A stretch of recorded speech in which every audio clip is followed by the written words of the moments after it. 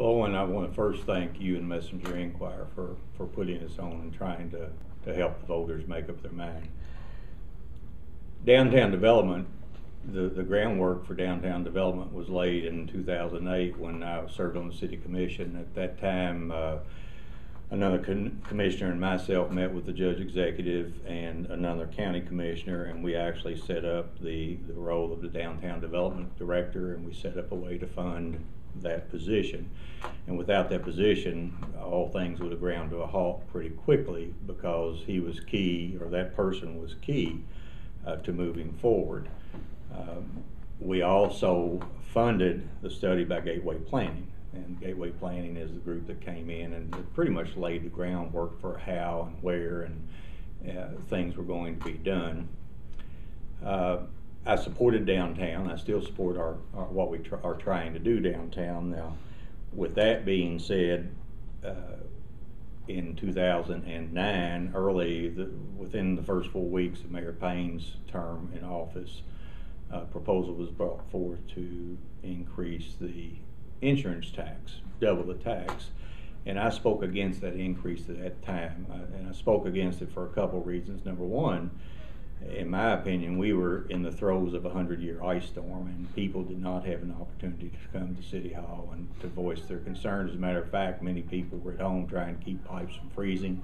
They didn't have phones available. They didn't have any way to get in touch with the elected officials. I also thought we were in the middle of a severe recession. And I made an alternate proposal. You don't want to just be against things. You want to make proposals, and I suggested that the things that needed to be done prior to moving forward with downtown development, such as planning and studies and engineering, could be done out of funds, excess funds that the city and county had. But as you know, the tax increase passed. I also was worried, by passing the tax increase as quickly as they did, with little input from the citizens of Owensboro and Davis County, that they may very well jeopardize the success of downtown redevelopment. Whether that's true or not, I don't know, but they passed an $80 million tax increase before they ever had a firm plan in hand. It wasn't until 3 months later that they got firm plans from Gateway Planning for what was going to happen. And it's obvious that they've been struggling, because that plan has changed 6 or 7 times. And each change, and I'm in the business, I'm in the construction business, and I understand that when you build a house, things happen and things have to change. But the fact that you're building a house doesn't change. The fact that you need parking shouldn't change downtown. The fact that you touted and sold it as a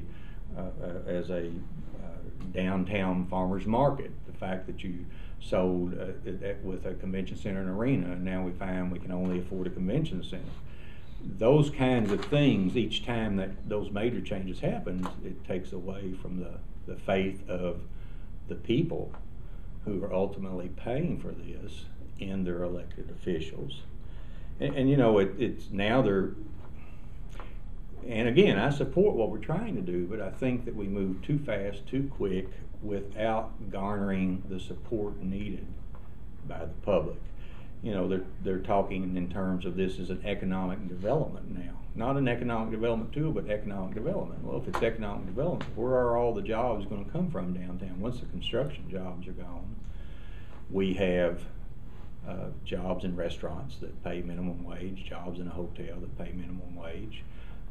And you know, it's going to be difficult for people to see just where that economic development is occurring. The other thing is that we took the state building, and now we're moving 250 state employees out of downtown. And the success of any downtown depends upon businesses and residential,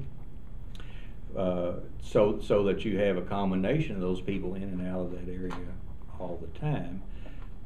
U.S. Bank, the construction of U.S. Bank, that could have been talked about being placed downtown. Think of it, 500 people with jobs downtown, but they chose to move it outside of that area. So, you know, I just believe, I know when I was on the city commission, the words openness and transparency were on the lips of everyone every week. Where was and where is the openness and transparency? I believe it's a worthy project, but I believe that it's moving forward without the input of the citizens of Owensboro and Davis County. And with that being said, I will tell you that if I'm elected to fiscal court, we will honor fiscal court's commitment to fund the convention center downtown. Would you, and this would just be hypothetical, but would you consider increasing the county's participation financially in downtown projects if needed?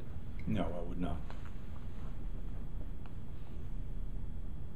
Now, you know, let me equivocate just a little bit.